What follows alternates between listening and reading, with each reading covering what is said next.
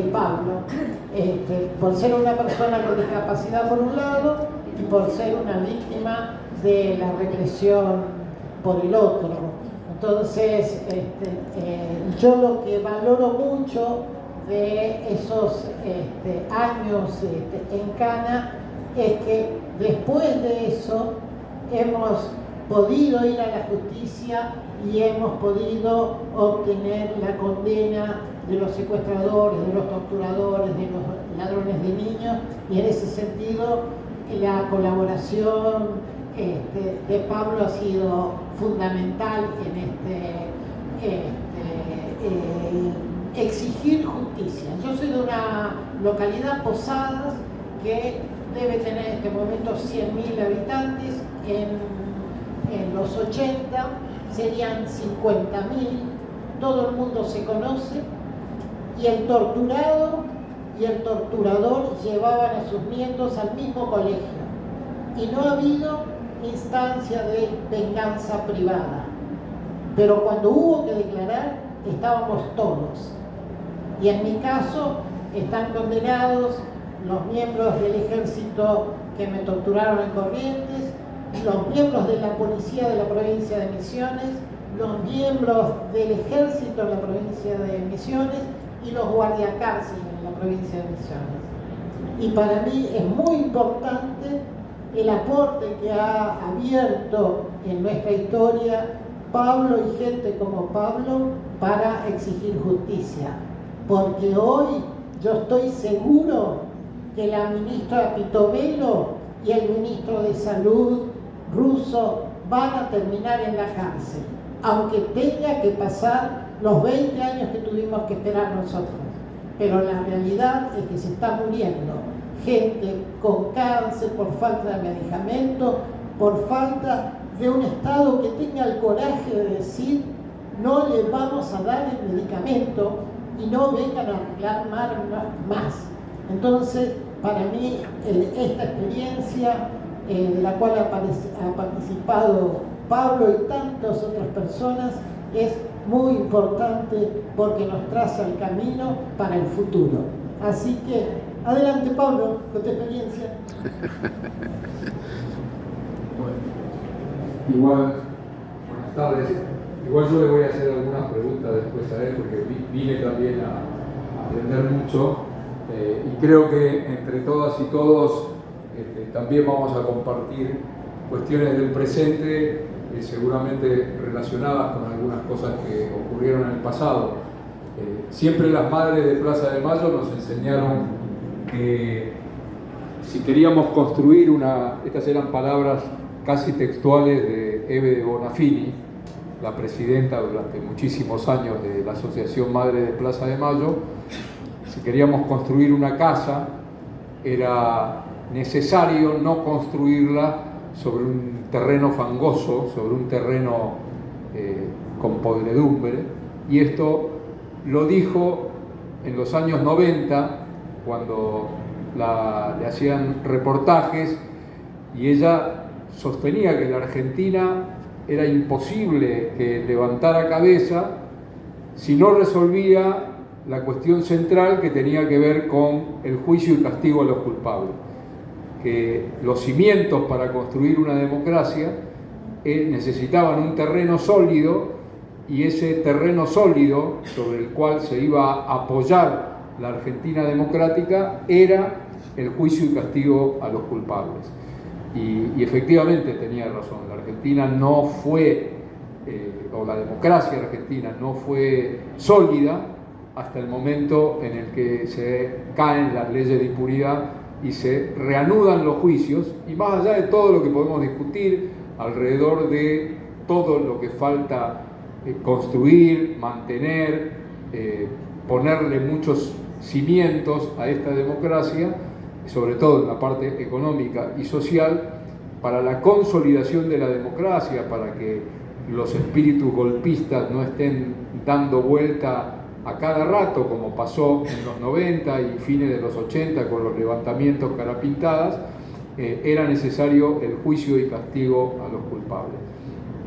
Sobre esto, por supuesto, también hay opiniones diversas porque con lo que está pasando desde el 10 de diciembre a esta parte, hay quienes nos discuten esto y nos dicen que corre riesgo la democracia argentina a partir de los discursos negacionistas de Milei y compañía y a partir de las nuevas posiciones de un gobierno en la Argentina relacionados con el tema de los militares, del juzgamiento a los genocidas. Pero frente a eso nosotros contestamos con datos y con realidades. Desde que Milei es presidente, los juicios a los genocidas continúan. Desde que Milei es presidente, ya tenemos 5 condenas en juicios por delitos de lesa humanidad.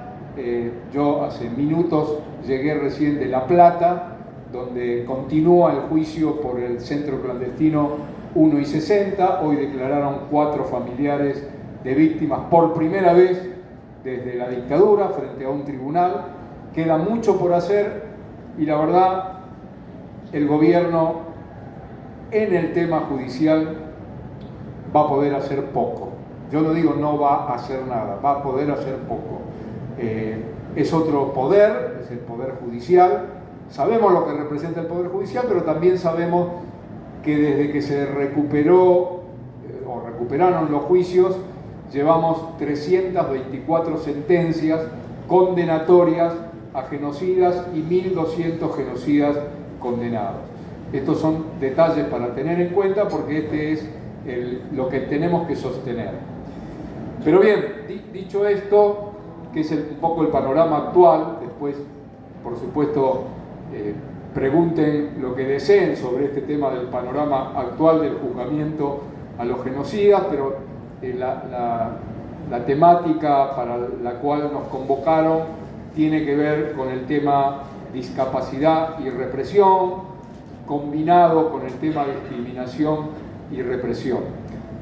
Haciendo la salvedad de que yo no soy un estudioso del tema, solo contamos con la experiencia de los juicios y con la experiencia desde 1982 de haber ingresado a un organismo de derechos humanos que era y sigue siendo el Centro de Estudios Legales y Sociales y de haber tenido este recorrido en tantos y tantos juicios, sobre todo en esta última parte del 2003 en adelante, que a uno le ha permitido conocer situaciones y conocer casos como para trasladarlos hoy, contarlos y también, por supuesto, escuchar las apreciaciones, sobre todo de Pedro, que vivió en carne propia el tema de la discriminación y la represión en la época de la dictadura, en cárceles, y poder tener una mirada rumbo a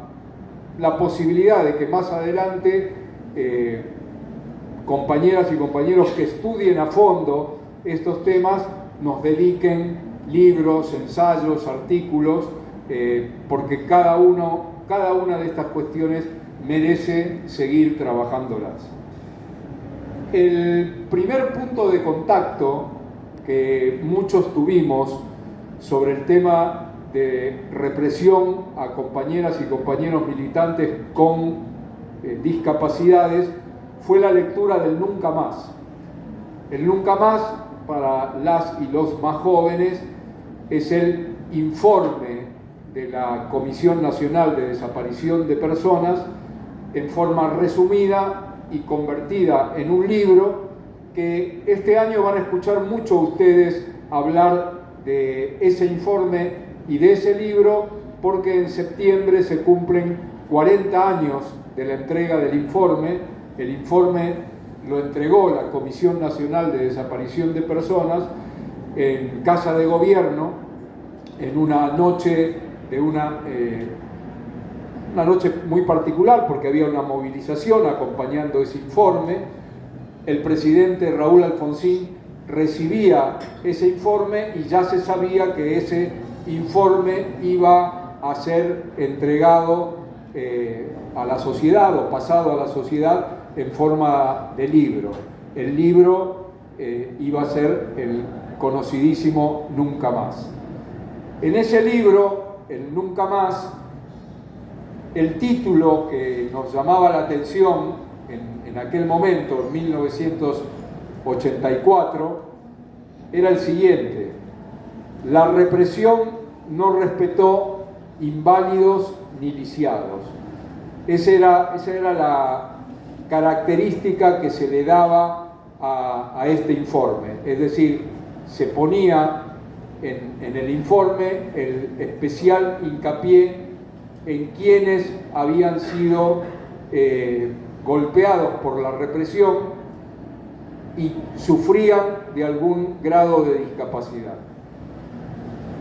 En el texto que saca el Nunca Más, se dice lo siguiente como apertura: desde todo punto de vista, un operativo de secuestro de persona significa un estado de extrema indefensión. La impunidad, la desmesurada desproporción de fuerzas empleadas, la nocturnidad y clandestinidad de los operativos, la demostración de estar actuando en ejercicio de alguna autoridad pública y la gran violencia ejercida convierten a cualquier chupada, fíjense el término que se utilizaba en el 84, convierte a cualquier chupada en un huracán agresivo imposible de contener. ¿Qué decir entonces cuando se trata de disminuidos físicos? ¿Existió alguna diferencia en el trato sufrido por las personas discapacitadas? Leo esto para tener en cuenta el lenguaje utilizado en aquel momento, un lenguaje que seguramente hoy, si se redactara, sería mucho más cuidadoso, y un lenguaje además que la centralidad la pone en una pregunta, ¿no? ¿Existió en los centros clandestinos un trato diferenciado con las personas que tenían discapacidad? El Nunca Más no hacía referencia a una estadística ni a muchos casos, de hecho no la tenemos.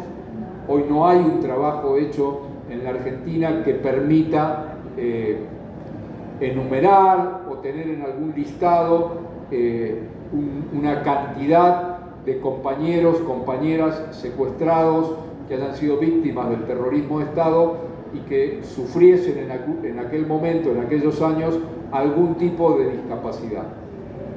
Hemos visto pasar en todos estos juicios algunos casos.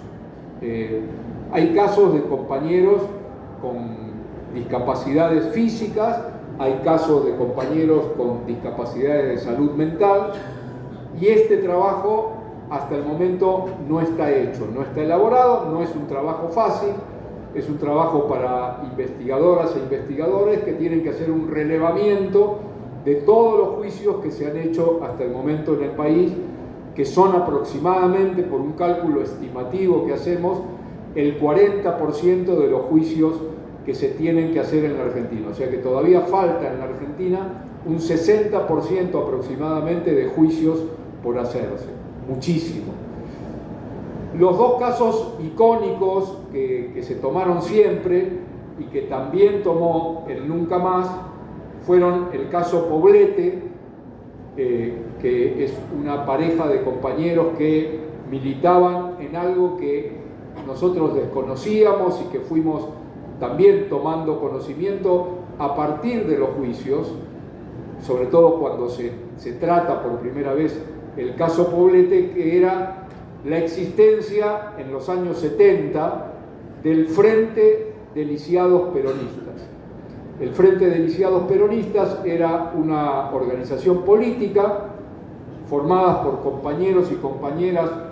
Los textos que hablan sobre ellos y los compañeros que han tenido militancia alrededor o en el Frente hablan de 300 compañeros y compañeras aproximadamente en este Frente de Lisiados Peronistas, y que tenían una participación expuesta, pública.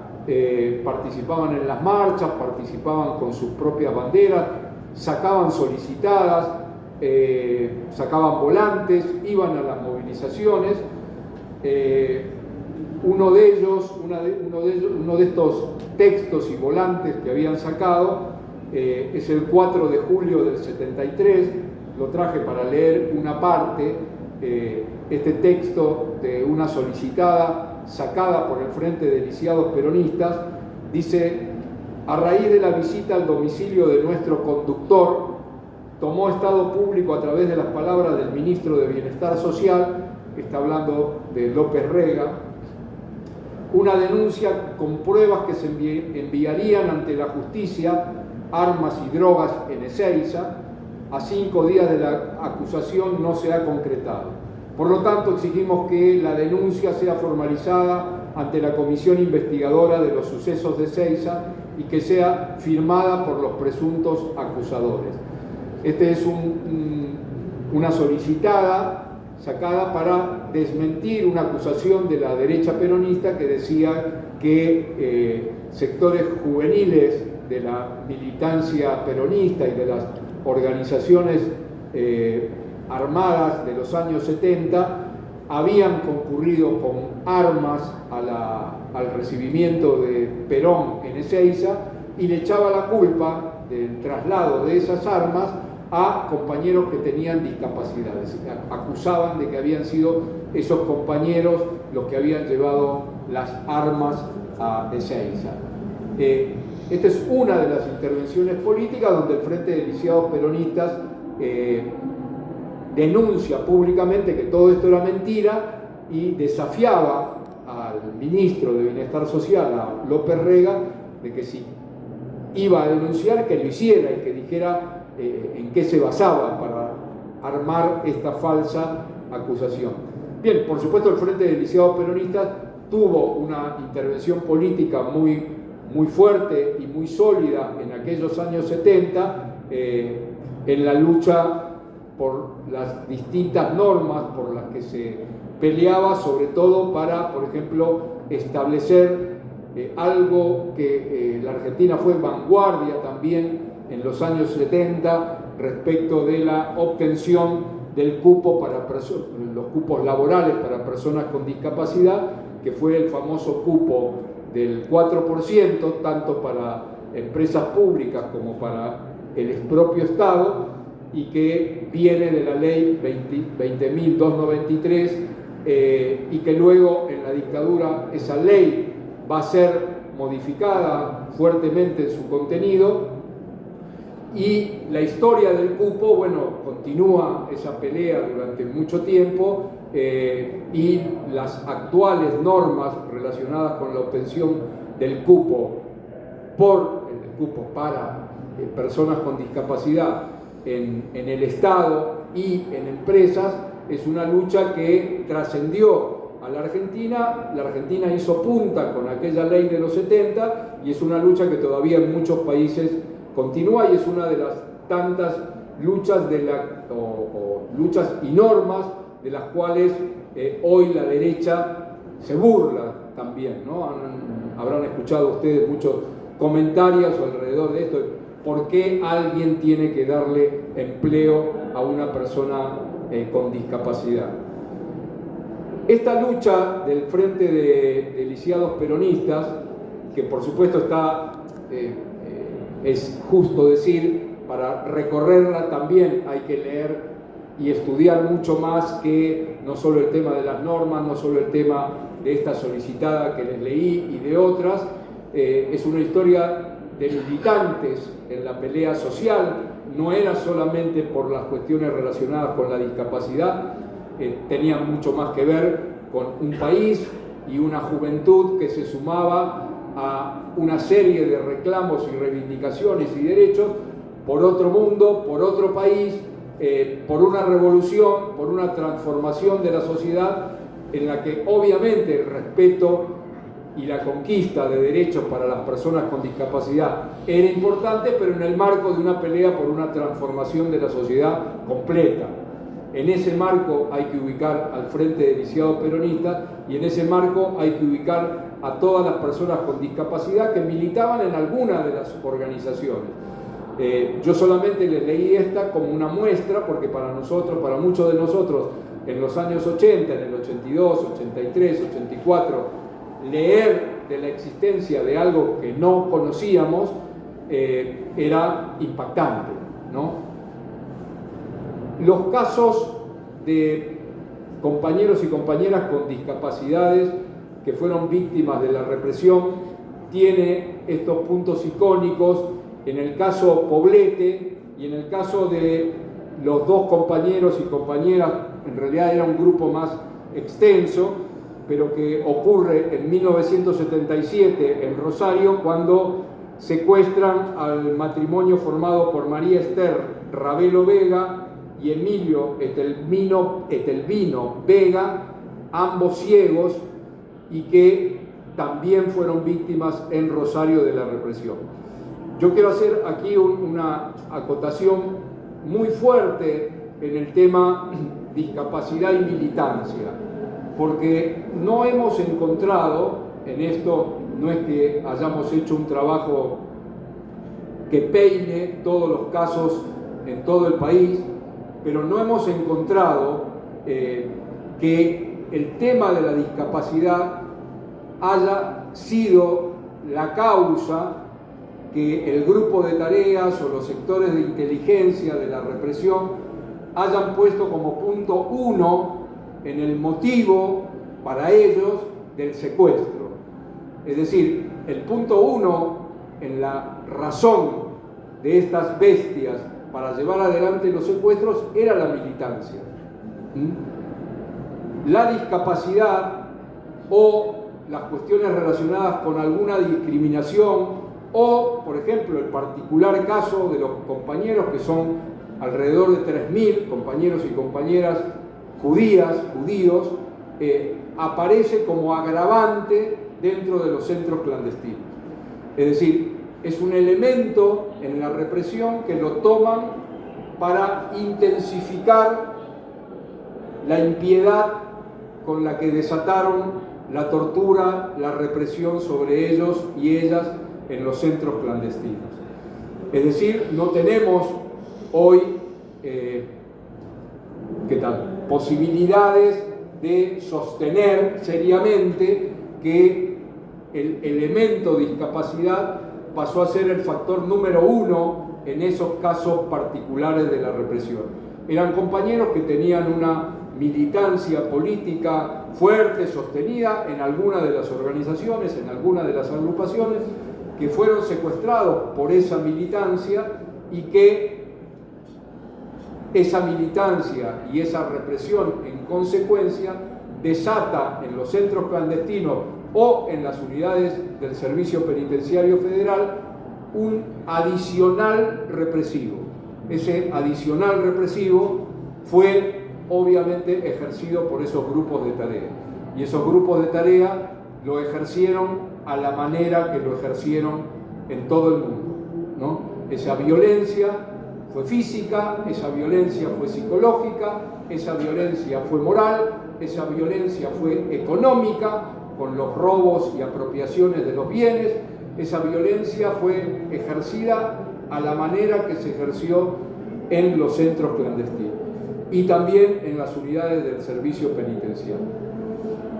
El elemento o el trabajo que hay que hacer sobre este elemento discapacidad o sobre este punto de discapacidad en la represión y en los centros clandestinos es un trabajo a realizar fundamentalmente por testimonios, es decir, hay que trabajar todos los testimonios de los sobrevivientes para escuchar la voz de esos sobrevivientes en los centros clandestinos y la voz de los sobrevivientes en las unidades del servicio penitenciario e ir elaborando temáticamente también en las discapacidades que fue ocurriendo. Por ejemplo, hay casos de compañeros con discapacidades a raíz de problemas de salud mental cuyo ejercicio represivo por parte de los represores consistió fundamentalmente en agravar la situación de los compañeros, sobre todo en las cárceles, con la no medicación, la no entrega de medicación. Y muchos de esos casos lo que generaron es los falsos positivos en casos de suicidio.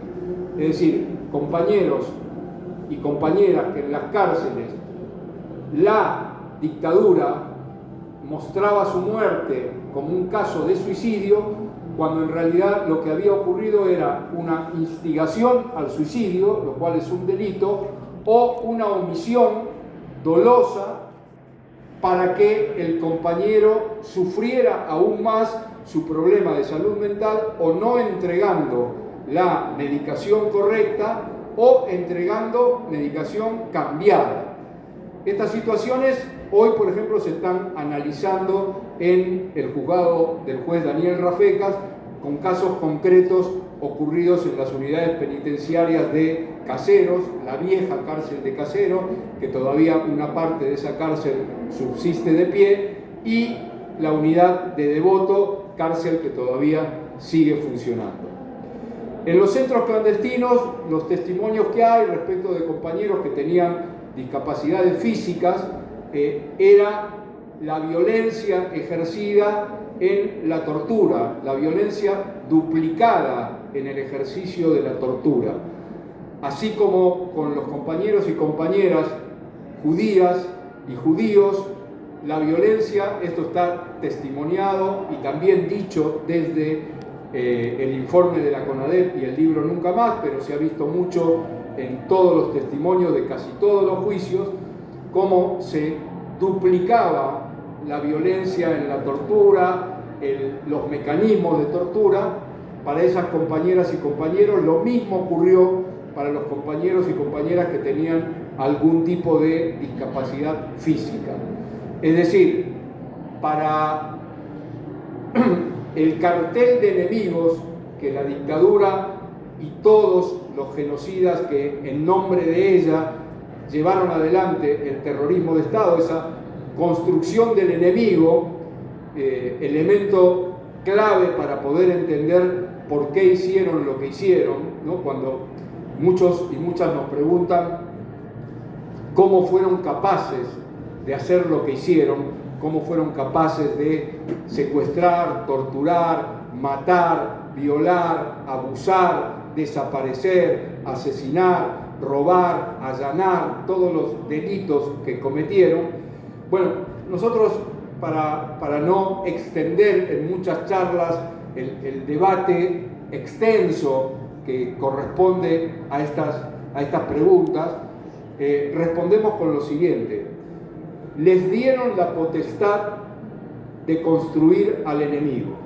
La dictadura construyó un enemigo y dejó en libertad a los grupos de tarea, a los secuestradores, a los torturadores, a los responsables de inteligencia, es decir, al aparato represivo, para que construyeran a su vez hacia abajo el enemigo. Entonces, por ejemplo, tenemos centros clandestinos donde quienes operaban en esos centros clandestinos, el enemigo a destruir, ese enemigo que era el enemigo que venía a destruir la forma de vida occidental y cristiana, incluía marxistas, peronistas, radicales de izquierda, y ahí empezaba la suma que hacía cada colectivo represor, ¿no? Los judíos, las judías, los colectivos trans. Por ejemplo, esto ocurrió en zona sur, en Pozo de Banfield y en Pozo de Quilmes. No se ve en otros escenarios y se ve muy claramente en los de zona sur. Entonces uno ahí tiene que comprender que en esa construcción del enemigo también estos elementos fueron apareciendo, y que muchos de los represores duplicaban ese esfuerzo represivo con estas acciones frente a compañeros que tenían algún tipo de discapacidad. Esto, por supuesto, es parte de los ensayos y trabajos que todos nuestros colectivos que están investigando tienen todavía que llevar adelante, pero acá hay puntos de referencia muy fuertes para ir teniendo en cuenta. Y una última cuestión que quería señalarles, y que tiene que ver con algo que recientemente ha aparecido, no recientemente fue encontrado, sino que recientemente fue judicializado, que es el tema de los archivos encontrados en el Hospital Borda, en el Hospital Neuropsiquiátrico Borda. En ese hospital neuropsiquiátrico y en el Moyano existe un archivo que todavía no ha sido completamente investigado, analizado y desmenuzado. Pero han aparecido algunos indicios de que en esos archivos figuran datos de compañeros y compañeras que se encuentran desaparecidos. Lo que no sabemos, y por eso le hemos pedido al juez Rafeca, y hace 2 semanas se abrió una causa para la investigación de estos archivos, lo que no sabemos es si el listado muy artesanal que se hizo de esos nombres y apellidos de compañeras y compañeros internados en el Borda y que coinciden exactamente con nombres y apellidos de compañeras y compañeros desaparecidos, corresponden a internaciones realizadas antes del 24 de marzo del 76, con posterioridad al 24 de marzo del 76 o con posterioridad a la fecha de sus desapariciones. Esto es el tema central, digamos, que le hemos pedido al juez Rafeca que se investigue, para lo cual es necesario que todos esos archivos sean recuperados por la justicia, puestos en manos de especialistas para que hagan el cruce correspondiente. Otro elemento que llama la atención allí es la internación en el Borda y el Moyano en el caso sobre todo del Borda, de ex soldados, en aquel momento soldados, colimbas, que hicieron el servicio militar obligatorio y que en determinado momento del servicio militar obligatorio en la dictadura son internados por alguna problemática de salud mental en el Borda. Y ahí, por supuesto, el tema a investigar es si algunos de esos ex soldados fueron víctimas del terrorismo de Estado. Ustedes saben que hay una cantidad enorme de ex soldados detenidos desaparecidos. Los desaparecidos son alrededor de 200, los detenidos son muchos más, es decir, hay colimbas que fueron secuestrados, que fueron torturados y que fueron liberados. Hoy continúa la toma de testimonios a miles de colimbas que hicieron el servicio militar obligatorio entre el año 76 y 83. Este último punto que les contaba, que tiene que ver también con temas de discapacidad, en este caso de discapacidades por problemática de salud mental, bueno, forma parte de una investigación que, para que ustedes tengan idea de todo lo que falta, recién la causa se abrió hace 15 días en el juzgado del juez Rafecas. Bueno, hay por ahí algunas cosas más para señalar o contar, pero creo que con esta primera pelota lanzada, varios de los temas están para que también ustedes nos cuenten seguramente alguna experiencia, para que Pedro también pueda contar alguna cuestión. Hay un trabajo hecho por Alejandro Alonso, ¿no?, que ha sido el autor de un libro que se llama Los Rengos de Perón, un libro, por supuesto, absolutamente recomendable para quienes inicien la experiencia de la investigación, primero sobre la militancia de compañeras y compañeros militantes políticos con discapacidades y que eligieron ese canal para desarrollar su militancia en los años 60 y 70. Hay una serie de ensayos y artículos alrededor del mismo tema, pero creo que tener en cuenta estos materiales está bueno para, bueno, si a partir de hoy alguien en esta sala se siente con ganas de iniciar uno de los tantos trabajos pendientes que tenemos en el campo de lo que fue la represión en la Argentina. Por supuesto que hay que hacer siempre el puente con la actualidad. Creo que lo que está pasando en la Argentina desde el 10 de diciembre del año pasado motiva que ese puente hoy también lo charlemos, porque si de algo no tenemos duda, es que si a algo le tiene espanto este gobierno es al tema de la defensa de los derechos humanos, y que la construcción de su enemigo, hoy en la actualidad la construcción de su enemigo es todo aquel que defienda los derechos humanos. Y esto implica del lado nuestro, bueno, la fuerte construcción también de una resistencia primero y de un paso adelante después, aprendiendo siempre del ejemplo de nuestras madres de Plaza de Mayo. Gracias.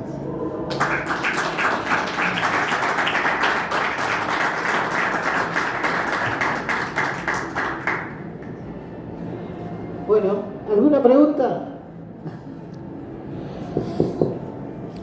¿Vos no querías hacerle una pregunta a él o charlar con él?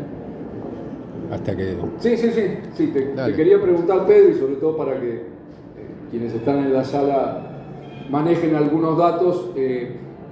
¿Cuánto tiempo estuviste preso? ¿En qué unidad? ¿Qué pasaba ahí con el servicio penitenciario? Y lo que se pueda contar. Y las personas que tenían algún tipo de discapacidad. En fin, la experiencia puesta en fechas y en personas. Bueno, yo fui detenido en 1975 después del ataque a Formosa en Corrientes. Ahí estuve una semana porque, buscaban un compañero que integraba la misma lista en la facultad. Y a la semana me largaron y fui detenido de nuevo en octubre del 76. Así que yo siempre digo que fue por averiguación de antecedentes. El problema es que los averiguaron, así que me dejaron 6 años hasta el 82. En ese periodo yo he podido revivir algunas cosas que vos contabas, digamos, ¿no? Recuerdo especialmente un compañero que tenía problemas psíquicos severos, que como vos decías, el tratamiento era prácticamente inexistente, y simultáneamente, esta vez no ya en Corrientes ni en Misiones, sino en el penal de la Resistencia en Chaco, que es un penal nacional también, 2 compañeros tuvieron inicio de este proceso de irse despegando de la realidad. Entonces uno veía casi con desesperación como alguien empezaba a despegarse de la percepción de la realidad, y prácticamente sin herramientas, porque nosotros veíamos ese proceso y le decíamos, pero ¿cómo que te hablan las piedras? ¿Cómo que? Bueno, ese es un proceso, incluso en algún momento vino, el primer organismo que entró a las cárceles fue la Cruz Roja. Ahí como hubo un alivio, porque era la primera vez que un tercero fuera del Estado argentino registraba nuestra existencia. Y yo fui a dar a la enfermería, porque no querían exhibir una persona con discapacidad, con los aparatos ortopédicos, con todo lo que tenía, en la celda donde estábamos todos los compañeros, y a esa misma enfermería cayó un compañero que se había cortado con gilet, como se cortan los presos, un compañero que era preso político, y que estaba convencido que le habían dado la orden de que se tenía que cortar, que suicidar. Bueno, un despegue de la realidad que uno tenía que enfrentar sin ninguna herramienta, digamos, ¿no? y sin ningún tipo de medicamento. Pero bueno, volviendo al proceso, yo caigo en el 76 en Posadas, estoy en el penal de Candelaria, que es un penal federal. Allí lo más impactante es que la guardia, la misma guardia, se repetía una noche cada 3. Y esas noches te sacaban a pegar, pero por el solo hecho de pegar. No era un interrogatorio, no era que te estaban buscando información, que no legitima nada, pero uno ha vivido interrogar a un detenido para obtener algo. Bueno, este era el placer de pegar. Bueno, esos guardias cárceles están hoy condenados. Entonces me parece esto un precedente muy importante. También recuerdo, después de ese paso por Candelaria, ir a Resistencia, después estuve en Rawson, estuve en Devoto, estuve en Caseros, por la discapacidad, porque había un amparo, a ver si me podía operar la mano, que todavía tiene pendiente algún tratamiento. Había un amparo, así que estuve en el hospital de Caseros, en el hospital de Devoto, estuve en Rawson. Bueno, salí después de Malvinas en la Navidad del 82.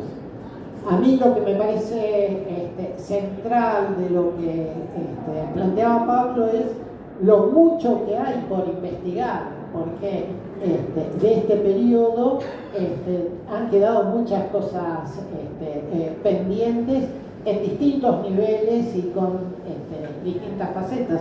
Así que para la gente joven es una investigación a ver cómo se puede avanzar en este tema.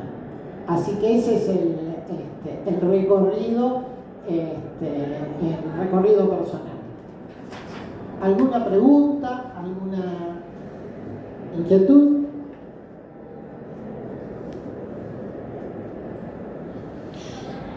Todos tímidos.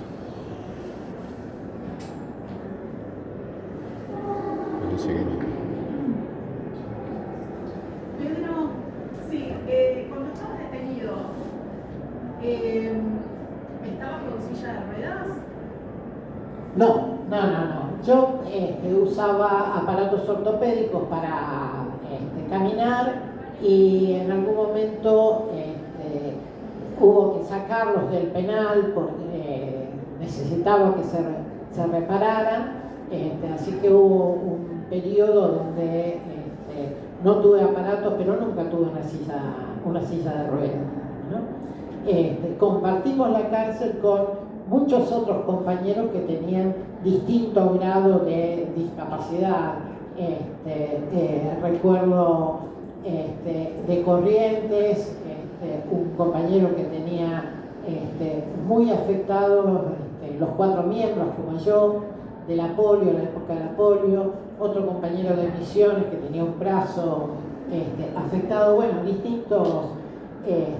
Y en ese sentido, como bien decía Pablo, nada de discriminación positiva, digamos, ¿no? Al contrario, yo creo que a mí personalmente me perjudicó particularmente la discapacidad, porque yo tenía, en virtud del estado de sitio, uno puede optar por salir del país. Yo tenía el decreto firmado para salir a España en el 78, y bueno, los militares de allá del norte, de la provincia de Corrientes, Galtieri en particular, que estaba a cargo de la brigada, decidió no largarnos, así que nos levantaban el PEN, estar a disposición del Poder Ejecutivo Nacional, y en mi caso decidieron no dejarme salir del país, ¿no? Así que ese me parece que es esta forma de discriminación negativa en lugar de la discriminación positiva.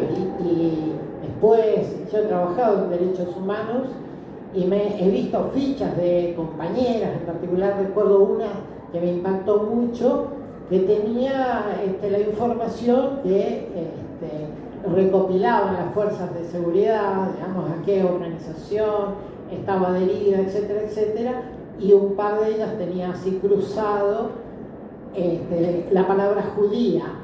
Para ellos era muy importante esa condición, digamos, ¿no? Así que, bueno, queda mucho camino por recorrer todavía. ¿Algo más? Sí.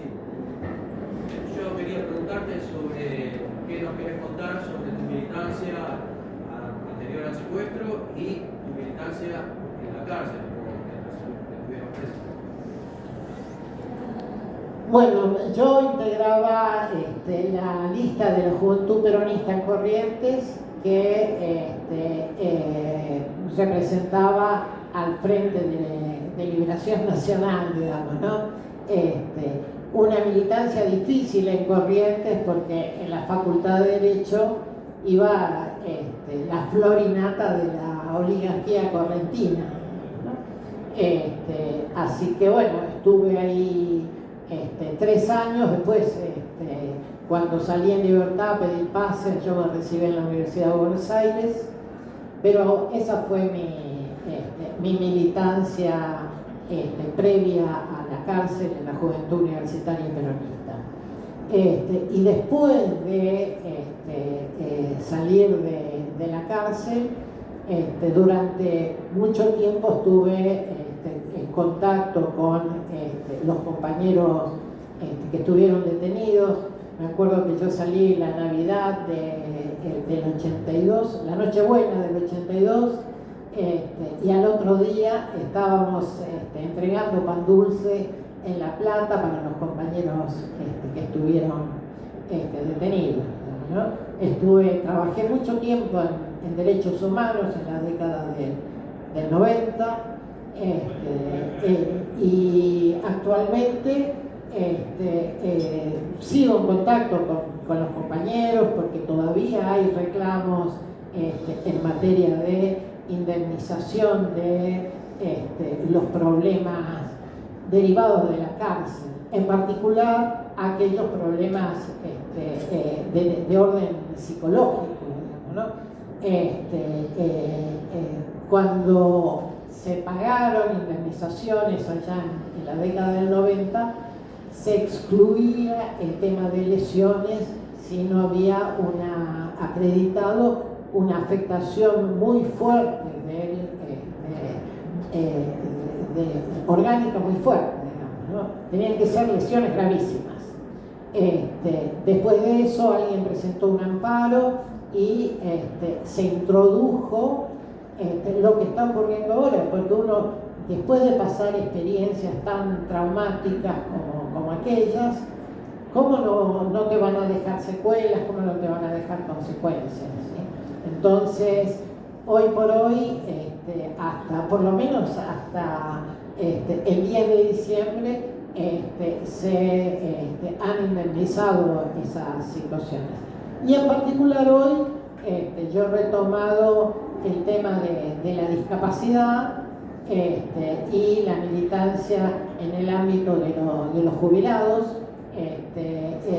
La realidad es que las personas con discapacidad son 5 millones, según el censo del 2010, ahora va a ser un poquito más quizás. Los jubilados son 7 millones. Ambos sectores todavía no tienen una referencia fuerte. Yo creo que si nosotros hubiéramos logrado organizar esos sectores, realmente no estaría mi ley. Pero bueno, es el desafío que todavía tenemos pendiente para dentro de 2 años revertir esta situación. Ahora, yo quería hacer una pregunta por ahí a los dos, ¿no? ¿Qué tenemos que hacer hoy para ir juntando elementos, ir juntando pruebas para los juicios que vamos a hacer dentro de 1 año, 2 años, 10 años, 20 años? O sea, yo no sé, no conozco el Código Penal. No sé cuántos delitos están cometiendo, ¿no?, este gobierno, pero se habla de abandono de personas, ¿no? El hecho de que alguien con cáncer no reciba su medicamento y se muera, bueno, ahí hay un delito. Y hay muchísimos delitos. Pero desde el punto de vista legal, pensando que vamos a llegar a un estrado judicial, ¿qué hay que juntar hoy en día? En realidad no hay que juntar, hay que presentarlo ya, porque tenemos el tema de la prescripción. O sea, no podemos empezar a juntar para hacer una denuncia impresionante dentro de unos años, porque va a haber hecho cuyo plazo de prescripción corre. Así que lo aconsejable es, como creo que está sucediendo, ya ha habido algunas presentaciones por los delitos de incumplimiento de deberes de funcionario público, abuso de autoridad contra algunos funcionarios en particular, pero hecho que ocurra, hecho que hay que denunciarlo. Yo diría que la estrategia tiene que ser esa, que los compañeros apenas detecten en cualquier unidad administrativa, ministerio, secretaría, algún hecho relacionado con cualquiera de estos delitos, ya sean los ligados a la corrupción, los ligados al lavado de dinero, los ligados a los delitos contra la administración pública, estos incumplimientos de deberes, abuso de autoridad, etc., que se comuniquen inmediatamente con las redes sociales nuestras para hacer las denuncias que correspondan, o los organismos de derechos humanos que a veces no dan abasto con esas denuncias. Obviamente que siempre dependemos del Poder Judicial, no es que se denuncia y listo y ya ganamos. Va a depender de qué fiscal interviene, qué jueza o juez interviene, etcétera, el momento político, pero creo que esto hay que hacerlo. Apenas se conozca un hecho, denunciarlo. Bien. Solo para completarlo, como para que ustedes tengan una idea, en el 2017 el gobierno de Macri dejó sin efecto 170.000 pensiones. Eso fue objeto de un amparo que se presentó casi de inmediato. Ese proceso fue de tribunal en tribunal por el tema de la competencia, pero todavía hoy no hay fallo de la Corte Suprema. O sea que son juicios largos, pero lo fundamental es que la pelota empiece a rodar, como decía Pablo, para que evitar en la medida de lo posible la prescripción. Sí. Espera, dame un segundo que te prendo esto. No, te doy porque no se escucha allá atrás. Dame un segundo. No importa, pero que te escuchen. Adiós. Hola. Bueno, muchas gracias, Pedro. No, lo que pensaba en este momento, yo tengo un hijo con el famoso CUT, Certificado Único de Discapacidad, por temas de salud mental, pero mi preocupación está en que, digamos, todo el funcionamiento de la Ley Nacional de Discapacidad empiecen a socavarla como están socavando el PAMI, como están socavando otros organismos, ¿no? Como yo participo de una comisión de discapacidad de la Comuna 12, me enteré hace muy poco que existía y participo. No es especialmente, no trata especialmente los temas de la dictadura, aunque yo creo que la dictadura, como el propio sistema neoliberal, produce enfermedades mentales, hay estudios hechos, produce miedo, produce exclusión, produce racismo, bueno, todo lo que ya sabemos, pero el tema es que la ley siga funcionando, porque los remedios, por ejemplo, en el caso de salud mental, son carísimos, hay medicación que sale, bueno, no sé, entonces, que esto, digamos, siga sostenido, ¿no? Me imagino que, no digo solamente para jubilados, mi hijo más chico, y los gastos de medicación son terribles, pero no es por los gastos de medicación, digo que este logro del Sistema Nacional de Discapacidad, con todos los beneficios, que es un derecho en realidad, no sea violado ni sea bastardeado como lo que está haciendo este gobierno, ¿no? Bueno, yo integro la Comisión de Discapacidad de la Confederación. La Confederación tiene un servicio de asesoramiento jurídico sin costo, es un servicio de la Confederación. Nosotros hacemos amparo, hacemos asesoramiento, etcétera. Así que los invitamos a ponerse en contacto. Mi WhatsApp es 11 37 62, bueno, Sí, sí. 0347, hacemos asesoramiento, patrocinio, etcétera.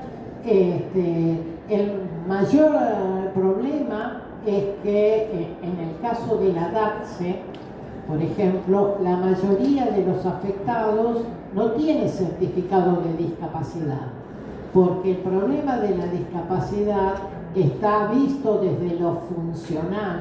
Entonces, por ahí una persona que tiene un cáncer que no llega al grado de terminal, no tiene la afectación funcional que tengo yo, que no puedo subir escaleras, Salud mental, ¿no? bueno, y salud mental también, una de las cosas más críticas de la salud mental es el acompañante terapéutico. Y la realidad es que todos los servicios de la discapacidad están nomenclados, sabemos cuánto se paga por ahora, hasta que no lo cambie mi ley porque no hay plata, pero en cambio el acompañante terapéutico es una figura de salud mental que es mucho más difícil de incorporar. Pero la llave para el sistema, la llave central para el sistema es el certificado de discapacidad. Gracias. Estela. Yo, perdón. Mira, ¿puedo decir una cosita muy cortita? El jueves que viene a las 15:30 van a venir la gente del gobierno de la ciudad. Fuerte. Más fuerte. El jueves que viene a las 15:30 acá en esta misma sala va a estar la gente del gobierno de la ciudad hablando del PUR. Y van a estar los evaluadores para que ustedes les puedan consultar lo que necesiten. En esta sala, 15:30 el jueves que viene.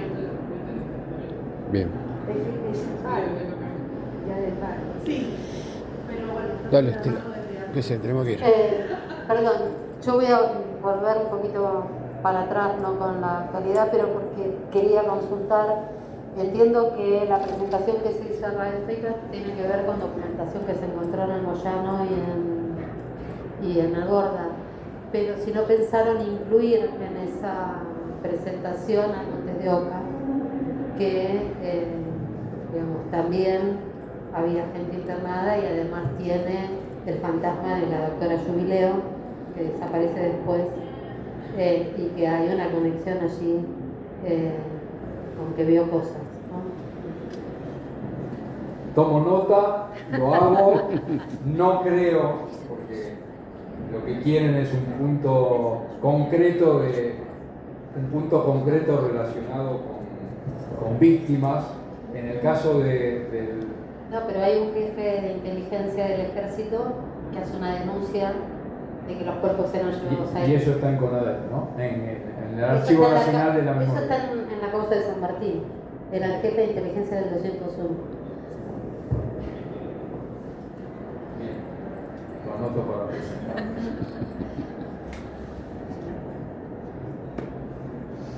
Bueno, vamos terminando. Yo quería hacer una pregunta con respecto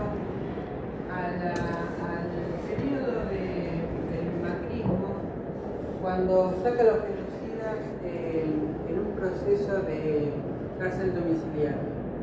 Esos genocidas no volvieron a la cárcel como se había hecho en la forma que era perpetua, ¿no? Ahora la vicepresidenta que tiene Milei quiere seguir sacando todos los genocidas a cárcel domiciliaria porque lo piden, y entonces hay un gran retroceso en la historia política de acá. Si bien avanzamos diferente a Chile, porque en Chile sigue las mismas instituciones que dejó Pinochet. Acá también, ahora Milei está reflotando todas las instituciones del periodo de 76-83. Y bueno, entonces avanzó Macri, ahora avanza Milei. Y no sé qué es lo que quieren ahora. Porque yo creo que esta mujer quiere sacarse encima a Milei y quedarse ella. Porque ella quiere hacer justicia, porque ellos no pueden soportar que la lucha de las madres y de las abuelas y de todos los organismos de derechos humanos pusieron sobre la superficie una realidad que ellos quisieron ocultar. Porque ahora resulta que los viejitos represores son las víctimas de los terroristas. Y los terroristas te cambian la terminología y resulta que eran los revolucionarios que quisieron luchar contra este capitalismo, ¿no? A lo largo y a lo ancho de toda Latinoamérica. Y ahora esta gente avanza también en Europa, porque estos, ¿cómo le dicen? La ultraderecha avanza, donde hubo guerra, la Segunda Guerra Mundial, siempre la misma persecución, porque están en la persecución hacia los judíos, que era el enemigo. Y no sé, entonces, uno queda desconcertado. Una aclaración respecto del tema de las prisiones domiciliarias. Las prisiones domiciliarias no las resuelve el Poder Ejecutivo. Las prisiones domiciliarias se resuelven en el Poder Judicial. Por eso hay alrededor los números cambian semana tras semana porque son resoluciones de jueces, pero hay alrededor de 180 genocidas en cárceles comunes. Sí. Y en general nosotros pedimos, cuando están en domiciliaria y llega la sentencia, pedimos en los alegatos que les revoquen la prisión domiciliaria y los manden a unidades del Servicio Penitenciario Federal, o sea, a cárcel común. Esto a veces sucede, a veces los jueces ordenan que los revisen, a los genocidas que condenan, los revisen de nuevo física y mentalmente, y si están en condiciones de ir a una cárcel común, algunos jueces los mandan a cárcel común, o sea, les revocan la domiciliaria. Y en otros casos pasa al revés, les mantienen la domiciliaria. Pero en general sí, hoy tenemos mayoría de genocidas en domiciliaria. Los jueces se agarran mucho de las afecciones de salud, esos son los argumentos para no mandarlos a cárcel común. Hay de todo, hay absolutamente de todo, para contar anécdotas, para que se den una idea ustedes de lo cambiante y complejo que es el mundo judicial, donde hay jueces muy malos, horribles, feos, etcétera, etcétera, y hay pocos jueces y juezas buenos. Le han dado prisiones domiciliarias a genocidas porque tenían que cuidar a la esposa que tenía un estado de depresión, ¿no? El famoso caso Morelo, caso que ha sido dado vuelta hace poquito tiempo, hace pocas semanas, y nuevamente el juez, a pedido de la defensa, está ordenando una junta médica a la esposa, ya no a él está perfecto físicamente, pero a la esposa, porque la esposa volvió a alegar ahora que está con una situación intensa de depresión y que no puede estar sola en su casa porque necesita a Morelo.